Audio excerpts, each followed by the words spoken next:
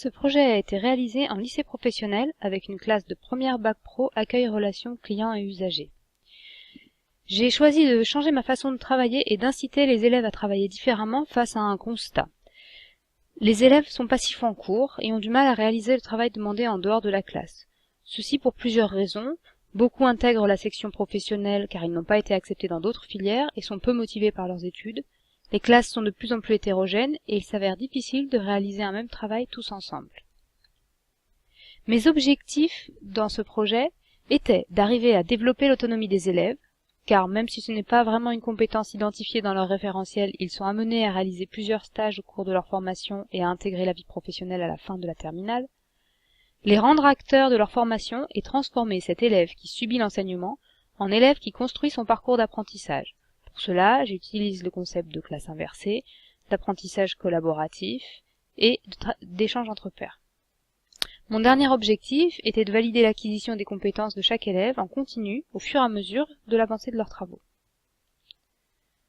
Pour ce faire, j'ai procédé par étapes et ajusté mon expérimentation au cours de l'année.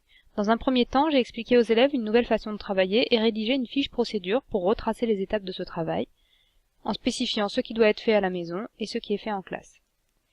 J'ai créé plusieurs séquences de cours comprenant chacune deux parties. Un dossier étude reprenant les notions qui doivent être étudiées en amont de la séance, avec différents supports, des vidéos, articles, et un dossier mission qui reprend l'application de ces notions sous forme de mission.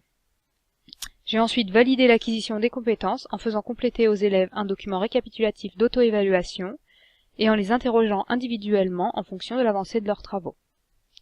Les élèves ont réalisé les missions en salle informatique et, une fois leur mission terminée, j'ai pu valider l'acquisition des compétences dans un tableau. À la fin de cette expérimentation, j'ai constaté un ensemble de points positifs. Tout d'abord, les élèves se montrent moins passifs. Ils réalisent les missions et attendent avec impatience mon appréciation. Ils sont devenus acteurs de leur savoir. Les élèves partagent leurs idées, connaissances et n'hésitent pas à demander à d'autres élèves qui ont effectué certaines missions ce qui est attendu et comment réussir la mission. Ils collaborent enfin. Le planning imposé a contraint les élèves à effectuer leur travail en autonomie et à travailler à la maison sur le dossier d'études pour réussir la mission. Ils ont commencé à développer un travail personnel et un travail en autonomie. Si le cours reste construit par le professeur, c'est grâce à l'apport des élèves sur certaines thématiques. Ils deviennent constructeurs de leur enseignement. Enfin, j'ai constaté un changement de posture du professeur qui n'a plus à transmettre la connaissance, mais à aider les élèves à développer leurs compétences et leurs acquisitions.